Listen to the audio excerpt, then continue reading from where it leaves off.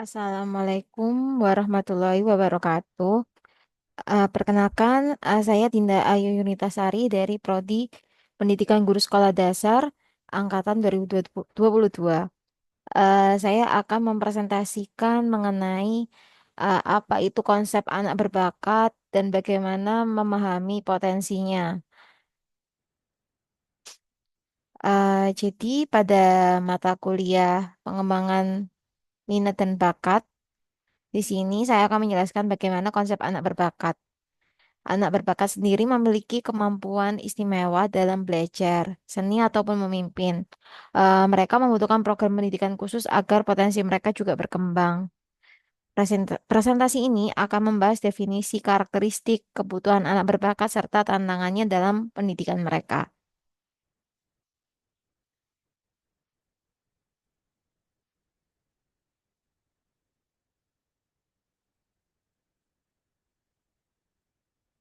Definisi dan karakteristik anak berbakat. Yang pertama, memiliki kemampuan unggul. Anak berbakat memiliki kemampuan yang jauh di atas rata-rata dalam satu atau beberapa bidang. Kemudian memiliki kreativitas yang tinggi. Mereka menunjukkan tingkat kreativitas yang tinggi dalam pemecahan masalah dan pemikiran yang inovatif. Kemudian komitmen terhadap tugas. Pada anak berbakat memiliki dedikasi yang tinggi terhadap tugas-tugas yang menarik minat mereka. Perkembangan yang tidak seragam. Mereka sering kali mengalami perkembangan yang tidak seimbang antara aspek kognitif, emosional, dan fisik. Tanda-tanda umum anak berbakat. Pertama, ini dibagi menjadi 4 bagian. Pertama, ada usia dini. Ketika usia dini itu menunjukkan minat pada mainan, buku untuk anak yang lebih tua, seperti puzzle yang kompleks, buku cerita dengan kosakata yang kaya, atau permainan strategi. Kemudian untuk usia prasekolah, mampu membaca sebelum usia sekolah, memahami konsep abstrak seperti waktu dan ruang, menunjukkan rasa ingin tahu yang tinggi dan sering mengajukan pertanyaan yang kompleks. Pada usia sekolah dasar, menyelesaikan tugas sekolah dengan cepat dan mudah, menunjukkan minat pada topik di luar kurikulum, serta sains, sejarah, seni, atau musik, dan memiliki kemampuan belajar yang tinggi. Dan pada fase remaja, menunjukkan prestasi tinggi dalam satu atau beberapa bidang seperti akademik, olahraga, seni, atau musik, yang memiliki kemampuan berpikir abstrak yang maju dan mampu memecahkan masalah dengan cara yang kreatif dan inovatif. Faktor penyebab keberbakatan sendiri ada 3 di sini yang saya kelompokkan berdasarkan genetik, yaitu bawaan memainkan peran penting dalam potensi kecerdasan anak. Kemudian lingkungan, yaitu stimulasi dan dukungan dari lingkungan yang dapat mengoptimalkan perkembangan bakat dan interaksi. Interaksi antara genetik dan lingkungan membentuk ekspresi bakat anak. Tujuan pendidikan anak berbakat sendiri yang pertama adalah penguasaan konsep. Membantu anak menguasai sistem konseptual penting sesuai kemampuan mereka. Yang kedua, kemandirian. Mengembangkan keterampilan yang menjadikan anak mandiri dan kreatif. Motivasi belajar yang menumbuhkan kesenangan dan kegembiraan belajar untuk berprestasi. Dan pengembangan potensi. Memaksimalkan potensi anak dalam berbagai bidang yang diminati. Kemudian model pembelajaran untuk anak berbakat di sini ada 3 bagian. Yang pertama ada pengayaan, yaitu memperdalam dan memperluas materi pembelajaran sesuai minat dan kemampuan anak. Dan yang kedua contohnya adalah percepatan, memungkinkan anak menyelesaikan pendidikan lebih cepat melalui lompat kelas atau masuk sekolah lebih awal. Kemudian yang ketiga pengelompokan, mengelompokkan anak berbakat dalam kelas khusus atau program tertentu untuk pembelajaran yang lebih intensif. Kemudian, bagaimana peran guru dalam pendidikan anak? Yang pertama, guru sebagai fasilitator, yaitu membangun lingkungan belajar yang nyaman dan menantang, serta menyediakan sumber daya yang sesuai dengan kebutuhan anak berbakat.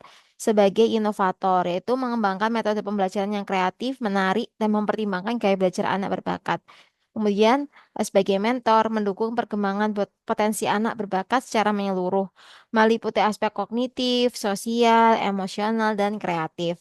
Kemudian kolaborator, yaitu membangun kolaborasi dengan orang tua, ahli pendidikan khusus, dan profesional lainnya untuk memberikan dukungan secara holistik.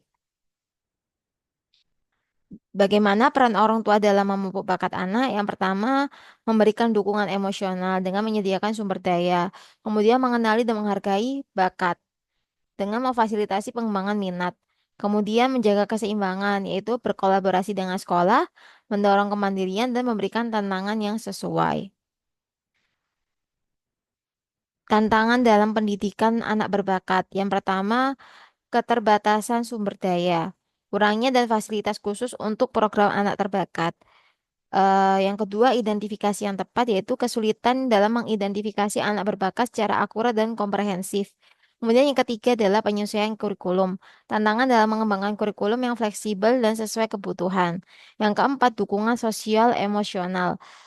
Kebutuhan akan dukungan psikologis untuk mengatasi tekanan dan ekspektasi yang tinggi.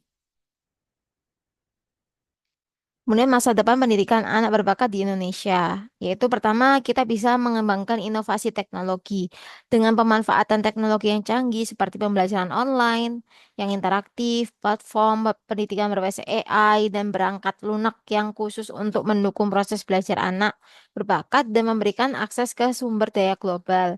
Kemudian pendidikan inklusif, yaitu yang mengintegrasikan anak berbakat dalam lingkungan belajar yang inklusif, memastikan mereka mendapatkan kesempatan untuk mengembangkan bakat mereka sambil berinteraksi dengan teman sebaya yang seragam, yang beragam. Kemudian personalisasi pembelajaran, yaitu pendekatan pembelajaran yang lebih personal dan adaptif, mempertimbangkan gaya belajar, minat, dan kecepatan belajar. Anak berbakat dengan menyediakan materi yang menantang dan program khusus untuk pembelajaran yang lebih intensif.